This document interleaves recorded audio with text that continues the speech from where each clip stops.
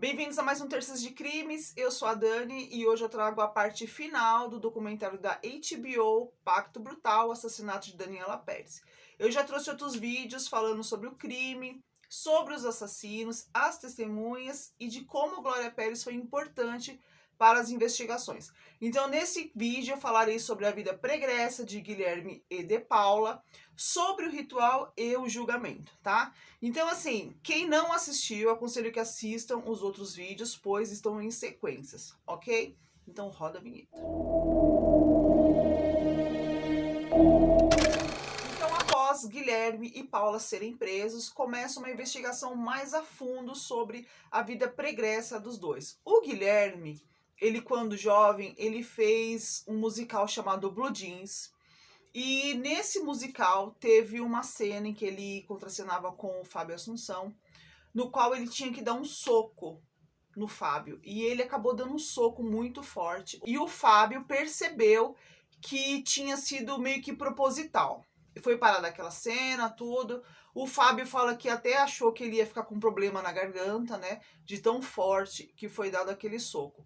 Depois, assim, de um tempo eles foram começando a ver que tudo que tinha de errado, né, entre eles, na hora das cenas, dos ensaios, o Guilherme estava no meio. Tem uma parte que um diretor menciona que o Guilherme, quando ele fazia parte dessa peça, desse musical, ele escreve uma carta dizendo que ele não vai mais fazer parte do elenco, pois ele tinha sido convocado para fazer um papel na televisão. Então ele escreveu a carta dizendo que aquele era o momento dele, que agora ele ia para frente e que ele não precisava mais daquele musical. O diretor ficou muito nervoso, ficou muito zangado com aquele comportamento do Guilherme e ele pegou essa carta e rasgou. Este diretor, ele até fala que ele deveria ter guardado essa carta, pois hoje mostraria este mau comportamento de Guilherme. Na época, também tinha um show chamado A Noite dos Leopardos, onde o Guilherme, sim, fez parte deles. Muitas pessoas, né, confirmaram que ele fazia este espetáculo. Só que, assim, era um espetáculo erótico. E dizem que ele foi até mexer. O Guilherme nega qualquer participação nesse show, inclusive ele nega qualquer envolvimento com a homossexualidade. Tem até uma passagem no documentário onde a Glória diz que ser assassino para o Guilherme, tudo bem.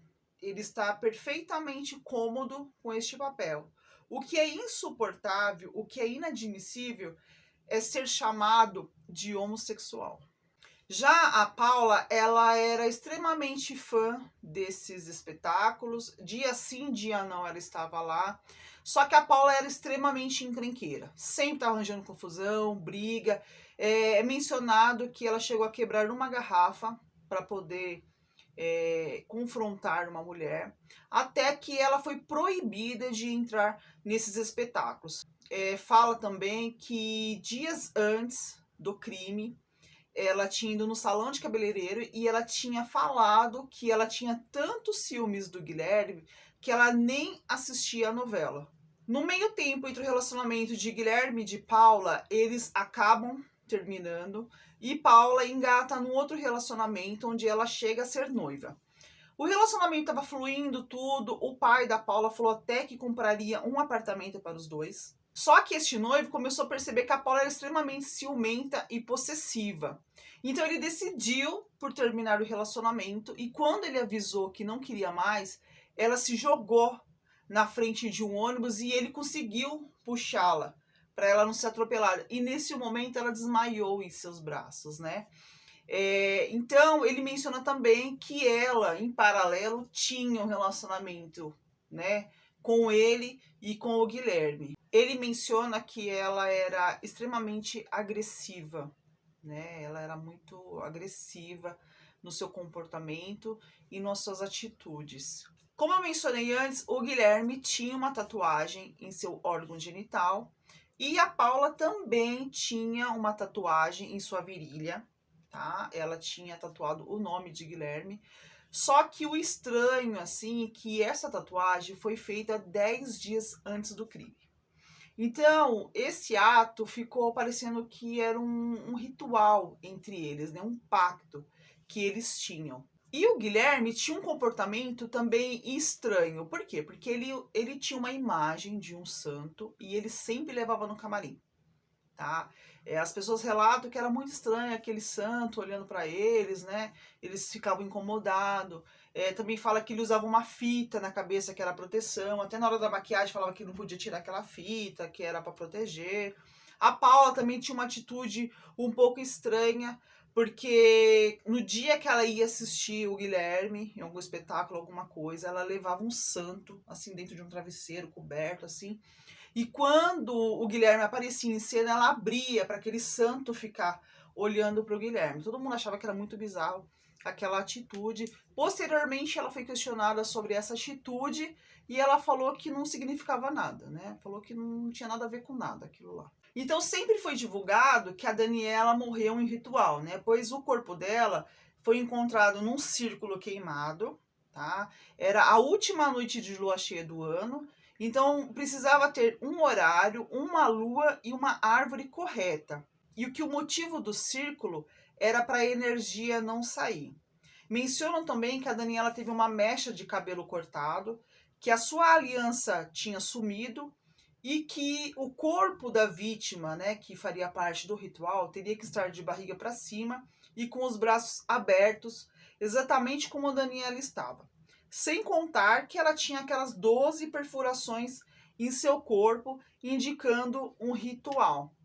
Mas eu acredito que a Daniela não sofreu um ritual, até porque sempre, né, sempre a mídia joga que foi feito um ritual, porque isso vende notícia. Isso chama mais atenção do que simplesmente falar que a pessoa foi morta. Então tem toda essa história por trás, porque assim a notícia é vendida. Tudo indica que o crime aconteceu dentro do carro de Guilherme, né? Por isso que ele mandou lavar o carro. E então tudo indica que ela sim sofreu as perfurações, né? Ela foi apunhalada dentro do carro. E o matagal simplesmente é um local de desova. Então, retiraram o corpo dela e levaram ela até o local. Então, tem um movimento de arraste, né? E simplesmente o corpo dela tá com os braços abertos, pernas abertas, porque ela foi arrastada e foi deixada. Não significa que ela fez parte de um ritual. Não foi possível fazer uma perícia, né, no local, porque como todos vimos, o local foi extremamente comprometido. Porque estavam os familiares, tava já repórter, tinha polícia, tinha todo mundo em cima da Daniela, todo mundo contaminou, então não foi possível fazer uma perícia do local, ok? Para saber se de fato foi feita alguma coisa ali ou simplesmente foi feita a desova. Tudo indica que simplesmente foi feita a desova. Após um tempo, mesmo depois de toda a dor que a Glória sentiu, infelizmente ela recebeu notícias que iriam tirar o corpo da Daniela do local. Né? Então o túmulo dela era sempre vandalizado, sempre era pichado, alguma coisa assim acontecia no túmulo dela. Então a Glória decidiu por tirar o corpo da Daniela daquele local. Só que como já tinham falado que tinham mexido, ela achou, quando ela viu o caixão que era invernizado, ele estava todo esverdeado. Então ela achou que tinham trocado o caixão, que ali não estaria a Daniela. Só que sim, assim que abriu o caixão, ela viu que de fato era a Daniela. Então ela decidiu por retirar a Daniela daquele local e colocar em outro. Só que mesmo assim, ela vivia recebendo informações que iriam retirar ela de lá. Então, em 1999, ela recebeu um bilhete informando que tal dia, tal horário, eles iriam retirar novamente o corpo dela. Então, Glória decidiu pegar o corpo da Daniela, né, e colocou em uma caixinha e colocou em outro local, onde ninguém tem mais acesso. Já a vida da Paula na cadeia estava um pouco sossegada, né, porque o pai dela fazia muitas vontades dela, né. Ele mandava limpar a cela dela, ela tinha as próprias chaves da cela, ela tinha rádio, televisão. O pai dela até pagou para fazer uma reforma na cela dela para que ela pudesse ficar com seu bebê. No entanto, ela ficou 1 ano e 8 meses com a criança lá na cela. Uma ex-detenta fez uma denúncia informando que Paula saía do presídio e se encontrava com Guilherme em um motel. A Paula chega a dar uma entrevista para o SBT, essa entrevista passa até lá no documentário, e ela fala que o Guilherme ficava mandando cartas para ela, para que ela assumisse o crime, pois ela, como era menor de 21 anos, ela pegaria uma pena mais leve, só que ela sempre falou que ela não aceitaria essa proposta, porque ela diz que ela não cometeu um crime. A Paula também menciona que o Guilherme cometeu o crime sozinho. Ela fala também que o casamento dela foi em comunhão de bens. E ela menciona que o Guilherme queria, anteriormente, envenenar os pais de Paula para que ele pudesse ficar com uma parte da herança dela. Assim que o Guilherme soube dessa entrevista, o Guilherme ficou extremamente nervoso, com raiva. Ele falou que não iria mais proteger a Paula e que sim, ela estava no dia do crime e que sim, foi ela que deu as apunhaladas em Daniela.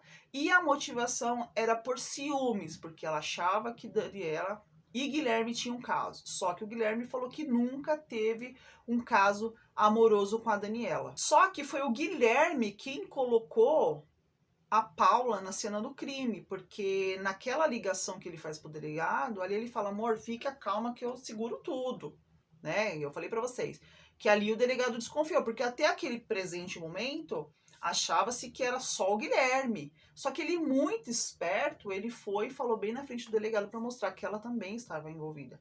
E aquela frase de falar: não, pode deixar que eu assumo que fui eu, ali fica bem claro que sim, que teve um envolvimento de uma outra pessoa. Paula sempre negou seu envolvimento no crime, só que na cadeia ela sempre falava que ela tinha muita raiva da Daniela, porque ela tinha muitos ciúmes do Guilherme. E ela fala também que só após o crime que o Guilherme falou que ele não tinha esse envolvimento amoroso com a Daniela. Lembra que eu falei que ele ficava na cabeça dela falando que a Daniela ficava perturbando ele, que queria ter um caso com ele? Então, depois do crime, ele assumiu, diz ela, né? Que ele assumiu que eles não tinham um caso, só que ele já tinha plantado essa raiva e esses ciúmes nela. E que ele ficava lá em cima da Daniela para tentar conseguir alguma coisa mais séria na Globo, ou para não perder o seu papel, porque na cabeça dele ele achou que ele ia perder o papel, porque uns dias antes ele já tinha ficado alguma cena sem gravar, então ele achou que ele tinha perdido, então ele ficava em cima dela, assim, assediando para ter alguma coisa com ela, tá? E só que a Daniela nunca quis, tá? Porque para ele seria mais fácil. Porque se a Daniela tivesse aceitado, ele teria largado a Paula, porque a Paula era insignificante, né? Como eu já falei, um psicopata pouco se importa, não tem sentimento pelas outras pessoas, ela era descartável. Ele só não ficou com a Daniela porque a Daniela nunca quis ficar com ele.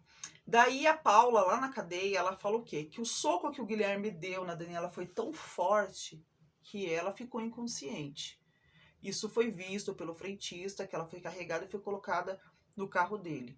E isso é comprovado na perícia, por quê? Porque a Daniela, ela não tem nenhuma marca de defesa nas mãos e nem nos braços, tá? Então ela morreu, assim, falando, ela morreu sem saber, né? Porque não tem defesa dela fazendo assim, nada, né? Então ela levou o soco e depois foi apunhalada brutalmente, né, por esses dois covardes, né? E a Paula fala que sim, que ela deu a primeira apunhalada, mas foi Guilherme quem finalizou as outras. E ela fala que se ela pudesse, ela ressuscitava a Daniela várias e várias vezes, e todas as vezes ela mataria a Daniela. O advogado do Guilherme começou a falar que ele tinha aquela fita bombástica, que tinha uma gravação da Daniela no churrasco comprovando o seu envolvimento amoroso. E ele também falou que tinha uma testemunha ocular, que era um diretor alemão, que poderia testemunhar falando que tinha já visto a Daniela e que comprovaria o envolvimento dela com o Guilherme. Só que ninguém encontrava esse diretor, daí o processo ficava parado.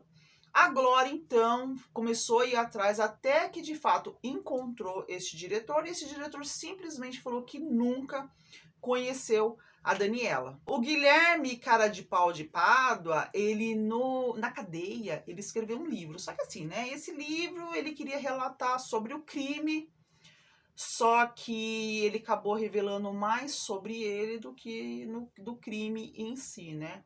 Ele fala que na noite do crime, assim que ele chegou em casa, a Paula foi dormir e ele foi tomar banho. E assim que ele se lembrava, né, do crime, ele começou a sentir prazer e se masturbou.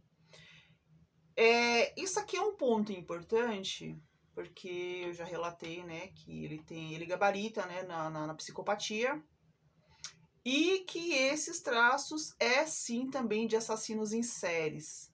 Assassinos em séries, eles sentem prazer e têm essas atitudes, né? Não vou ficar repetindo.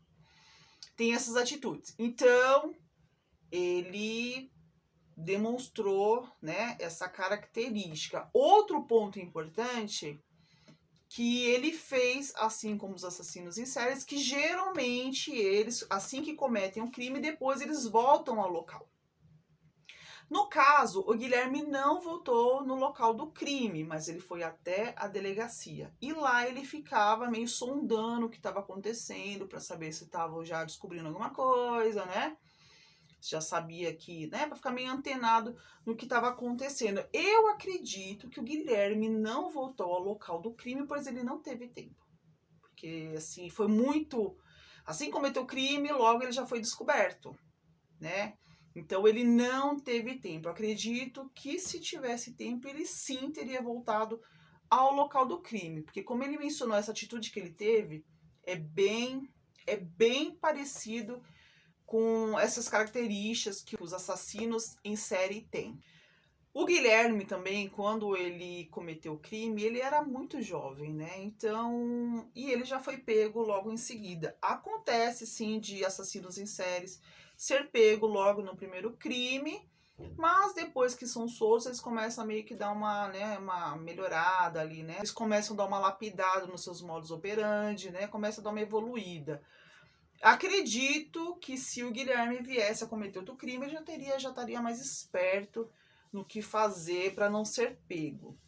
Antes do crime, o Guilherme começou a fazer uma enquete entre o pessoal ali, né? Da equipe, né? Dos atores, tudo. De quem deveria ficar com a Yasmin no final da novela. Todo mundo achava aquela atitude muito estranha, né? E todos já sabiam que sim, que Yasmin acabaria com o Caio e não com o Bira. Daí que aconteceu, sabe, juntou uma coisa com a outra, que ele já dentro de... Ele fala, acho que 80, 90 capítulos, que ele nunca tinha ficado sem gravar e já tinha ficado 2 dias sem gravar. E aquilo já foi estopim para ele, já achou que aquilo seria o fim dele. Ele foi muito irracional, porque ele... Todo mundo, eu acredito, eu gostava dele na época da novela, né? Depois eu vou falar mais pra frente. Mas eu torcia pra ele e pra Daniela ficar. Eu não sabia que ele ia matar a Daniela, acredito que ninguém sabia, né? Então, assim, ele foi muito burro. Porque mesmo se ele não tivesse ficado... o personagem do Bira não tivesse ficado com a Yasmin, ele ia ter outra chance, outras novelas, ele ia decolar, ele ia ficar como galã, entendeu? Mas não. A psicopatia, o narcisismo dele falou mais alto, o impulso dele falou mais alto, ele se viu perdido naquela situação. Ele, de fato, eu acredito que ele incorporou mesmo o personagem. Parecia que a vida dele ia ter um fim só porque na novela ele não seria mais o par romântico da Daniela, da Yasmin na novela, né? Então isso aí já, ó, surtou ele. Daí foi onde ele começou a perturbar mais ainda a Daniela, porque ele queria sim chegar de fato à Glória Pérez. A Glória, ela fala que essas estocadas, né, essas apunhaladas que Daniela levou, não era para Daniela, e sim para ela mesma. Ela sente que o Guilherme tinha raiva. Tá? Ele queria chegar na Glória, só que ele não conseguia. Não conseguia. E o alvo mais próximo da Glória era quem? A Daniela. Então ele desferiu a sua raiva, o seu rancor, né, a sua frustração, o que foi, na Daniela. O julgamento de Guilherme só ocorreu em janeiro de 97 e o da Paula em maio de 97, né? E o advogado do Guilherme, ele pede aos jurados que admitam a tese do acidente e de que Paula foi quem desferiu os golpes, porque se eles não acreditassem nisso, a segunda tese era de que o Guilherme apunhalou sim, só que foi porque ele achou que ela estivesse morta. Foi aquilo que eu falei da outra vez, né? Que ele, para tentar salvar a Daniela, porque ele tinha dado a gravata, quis dar umas perfurações para ela poder respirar. Então seria essa tese. Em todo julgamento, o Guilherme faz uma encenação, né? Ele acha que ele tá na novela, né? E parece um teatro lá, né? Todos se gesticulando, não sei o que, não sei o que lá. E ele fala que ele não cometeu o crime, que foi a Paula. Por quê? Porque a Daniela queria conversar com ele, só que a Paula estava no carro, a Paula já enciumada, naquela confusão toda, né? A Paula partiu para cima da Daniela e o Guilherme deu aquela gravata para defender a Paula, né? E para apartar a briga, ele deu aquela gravata. Só que aí a Daniela desmaiou e que por isso que ele tinha dado as apunhaladas para ela poder respirar. Volta, não foi isso. Não foi isso. Bom, então vamos lá. Então, o Guilherme, no julgamento, fazia toda aquela encenação. Ele achou que estava no teatro, novela, que estava lá interpretando o papel de inocente, de vítima, de herói, de salvador da pátria, né? Tava lá achando o Guilherme bonito de pau. E daí, o que ele conta? Que ele estava, a Daniela tinha chamado ele até aquele local, né? E que a Paula também, como ela estava no carro, elas começaram a brigar, porque a Paula tinha muitos ciúmes da Daniela. E nesse momento ele deu uma gravata, né? Pra meio que apartar a briga, ele deu uma gravata na Daniela, a Daniela desmaiou. Então a Paula foi lá e ó, apunhalou, né? E ele se isentou do crime e colocou a Paula ali como, né, que quem cometeu, né, o crime, que quem matou a Daniela. Posteriormente foi constatado que não foi, aquelas perfurações não foi feito por tesoura, e sim por um punhal. Eu de fato nem sei mesmo se porque foi encontrado uma tesoura no carro dele. Eu nem sei se de verdade eu não sei se eles mencionaram essa tesoura ou se a mídia que enfiou essa tesoura na história, né? Como eu já falei, né? A mídia agora dá uma incrementada. Então não sei se foi a mídia que inventou essa tesoura, mas que foi constatado que não era essa tesoura e sim um punhal. O Guilherme fala que o crime não foi premeditado, que aconteceu o que aconteceu porque foi acontecendo assim, né? Tipo, tava lá, a Daniela tava me segurando, a Paula nervosa, e aí aconteceu, né? Foi sem querer e chegou no crime, não foi premeditado. Ele, todo momento, ele tenta desacreditar, né, os testemunhos, né, todas as provas que tem contra ele. E aquele soco que a Daniela recebeu foi muito questionado, né? Porque falou que já estava numa coloração já meio esverdeada, como se já tivesse acontecido. Cogitaram, falar, ele falou, né? Que já tinha sido o Raul que tinha batido nela, e contou muito só, né? Naquela cara de pau dele. Só que ele queria se livrar, mas sim, foi ele que deu o soco na Daniela. Paula, ela diz a todo tempo que ela esteve no Barra Shop, só que o porteiro, ele desmente, dizendo que viu, sim, ele saindo entre 7 e 8 da noite, com o travesseiro e o lençol. E ele diz ainda que eles voltaram só às 2 da manhã. Então, sem contar que também teve o advogado que viu ela dentro do carro no local do crime, mais a adulteração da placa do carro, né? Então, comprovando, assim, a premeditação do crime. O Guilherme, ele foi condenado a 19 anos de prisão e a Paula a 18 anos e meses. Isso porque ela era menor de 21 anos. Então, após um ano, a Paula conseguiu reduzir a sua pena para 15 anos, cumprindo menos de 7 anos em regime fechado, e saiu por bom comportamento em novembro de 1999. Já o Guilherme saiu em outubro de 1999, após cumprir 6 anos e 9 meses em regime fechado, e quando o cara de pau saiu, ele se tornou pastor. Falei que compensa aqui no Brasil, né? Já falei, né? Não tem prisão perpétua, então a gente mata, e após 6 anos a gente sai. Então, assim que a Paula saiu do presídio, ela voltou a morar com seus pais, né? Ela cursou a faculdade de Direito, ela nunca mais deu entrevistas diferente do Guilherme, tá? Fala até que ela trocou de nome, né? Ela casou e teve outros filhos. A Paula foi condenada a pagar uma indenização à família de Daniela, só que por 20 anos ela disse que não tinha dinheiro para pagar essa indenização. Só que agora em 2022 o apartamento dela foi penhorado para cobrir essas despesas, essa indenização. A Glória diz que foi muito difícil, né, fazer o documentário por ela ter que reviver novamente tudo isso, só que ela acha que foi essencial para que todos soubessem a real verdade. Eu confesso que eu não sabia de muita parte, eu sabia assim por cima, não sabia de muitas coisas, até do que aquele delegado não queria colocar a Paula como parte do crime. Em pedido da Glória Pérez, os assassinos não foram ouvidos no documentário, só que tem trechos de entrevistas, tem alguns áudios do Guilherme. Então, assim, você vai saber a parte mentirosa deles, mas eles não foram chamados para dar o depoimento mentiroso deles, que todos nós já sabemos qual é, né? Eu acredito que quem acompanhou este crime na época se chocou muito. Eu lembro até do dia. Eu acordei cedo e eu lembro da minha avó falando que tinham, né, matado. E depois, logo em seguida, já estavam falando que era o Guilherme. Eu me recordo disso.